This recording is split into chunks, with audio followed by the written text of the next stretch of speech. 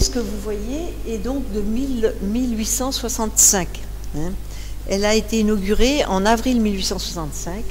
Elle a commencé en décembre 64, donc ça veut dire qu'elle a quand même été, elle a été faite en 4 ans, en 4 mois et demi. C'est donc une œuvre de M. Tessier. L'église de Saint-James, dans l'œuvre de M. Tessier, se situe à peu près à la moitié de sa carrière professionnelle.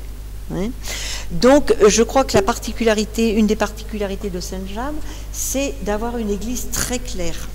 Très claire parce que, d'une part, vous avez deux niveaux de vitraux. Donc, ça amène la lumière de l'extérieur énormément.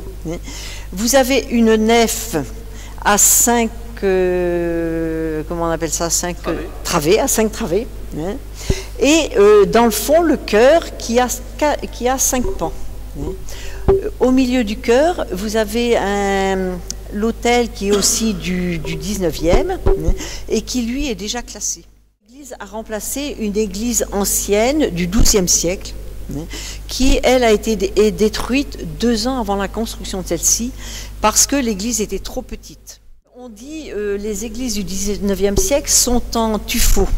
Enfin, pour moi, c'est un peu une erreur, parce que si vous voulez, tous les soubassements, par exemple celle de Saint-James, elle est en granit et en schiste.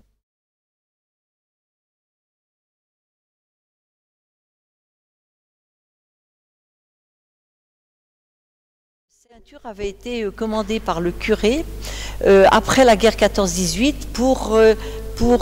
en mémoire des jeunes de Saint-James qui avaient été tués à la guerre. Il y a là une piéta au centre, hein, la Vierge au pied de la croix qui tient le Christ sur ses genoux. Et de chaque côté, vous avez des anges qui jettent des roses sur les tombes des soldats. C'est ce qu'on appelle un monument aux morts. Non, il n'est pas très aimé. Et je pense en plus en Anjou, dans toutes les villages, c'est une église comme ça, quoi. Donc on est tellement habitué qu'on n'arrive plus à voir sa beauté.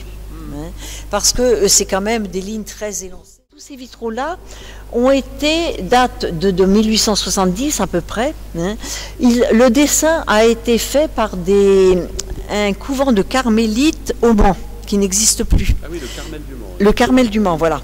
Et le Carmel du Mans a confié tous ses dessins aux artisans pour des vitraux.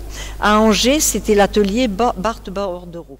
Donc, alors ces vitraux-là ont été en plus entièrement redémontés et refaits par l'atelier Barthes Bordereau d'Angers en 1978. Donc ça veut dire c'est pas vieux, quoi. Et donc là, on ne sont pas de la grisaille parce qu'ils représentent des scènes.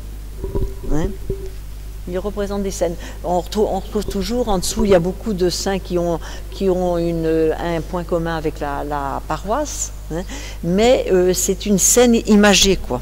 Alors que la grisaille, c'est plus des dessins un peu géométriques qui sont représentés, mais qui donnent une lumière quand même très très jolie, je trouve.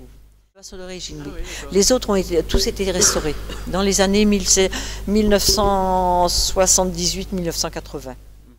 Qui sont quand même très belles, les clés de voûte en peinture qui sont d'époque, qui n'ont pas été encore du tout retouchées et qui sont quand même assez jolies, qui terminent, je trouve, cette clé de voûte. Que la restauration de l'église, en comptant l'ensemble, l'extérieur et tout, il faut compter 1 700 000 €. Cette église-là, elle a été entretenue très régulièrement jusqu'en 2002.